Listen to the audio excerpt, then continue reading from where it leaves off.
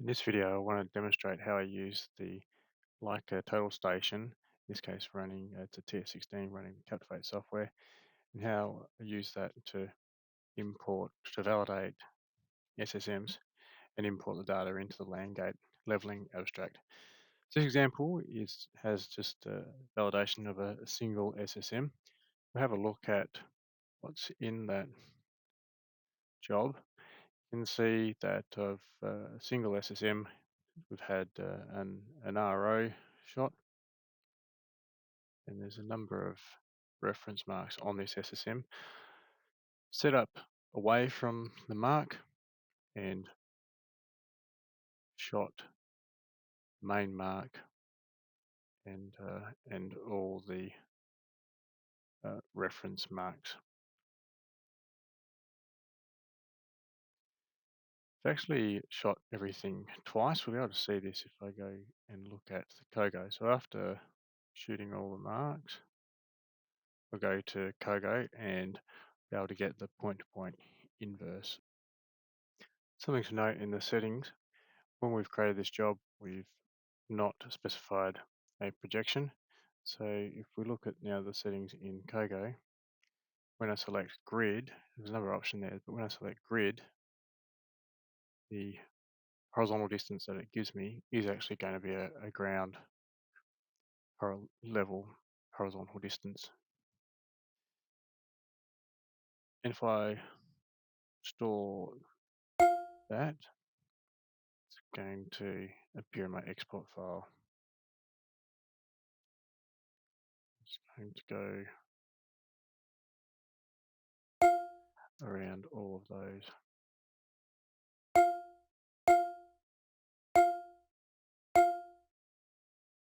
As I said, I've actually shot everything twice. I just use a decimal place after the mark to separate it. So I usually use the first shot to get the distance between the SSM and the RM, and then use the second shot to get the distances between each of the reference marks. When I'm storing information though,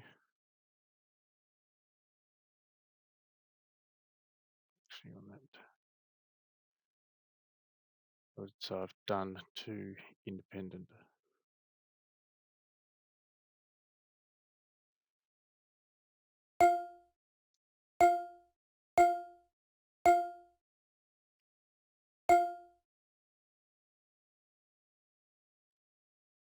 I can now export the data, use the Leica XML format, and that's going to write it in a format that I can use to import into the abstract. Now, if you want to speed up your field procedures, because we're using an arbitrary setup station, you don't need to actually do setup each time you go to a new SSM. If you like, you can just go straight into measure and getting the naming convention right. You can start shooting away.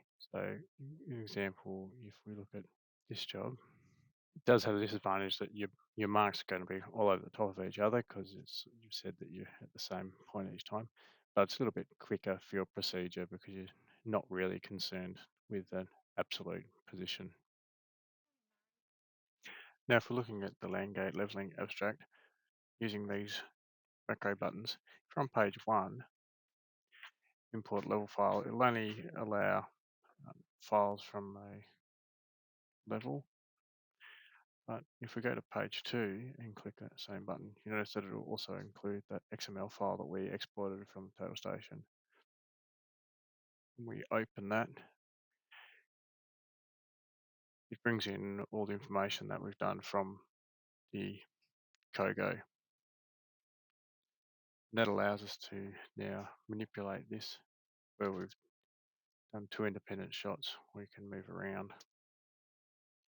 Now that we've fixed up all our data entry from the field and we've combined all our independent shots, you can see it's also brought in the horizontal information there. We can do a update from slip. Now you're required to have a slip logon for this. And when you do, it'll ask you for your log on and password. It'll only ask you the first time. But it's going to retrieve the information from SLIP for these SSMs that you've used, both the height differences to the reference marks and the distances to them. So if there is a distance, it's going to give you the difference in the distance and show what's validated. Now, because you've used the total station for your validation, you've also got the angles between the RMs from your COGO calculations. So if you have an azimuth, in this case where we've used an RO, if you've got the azimuth of that, we can do calculations in this spreadsheet to determine the azimuths of the other marks.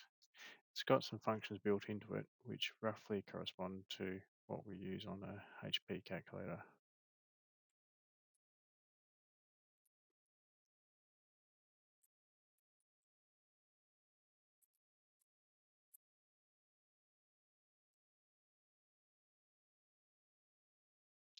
Now, once we've got something in this column for the measured azimuth, if we press the update formulas button, it's also going to calculate what our difference is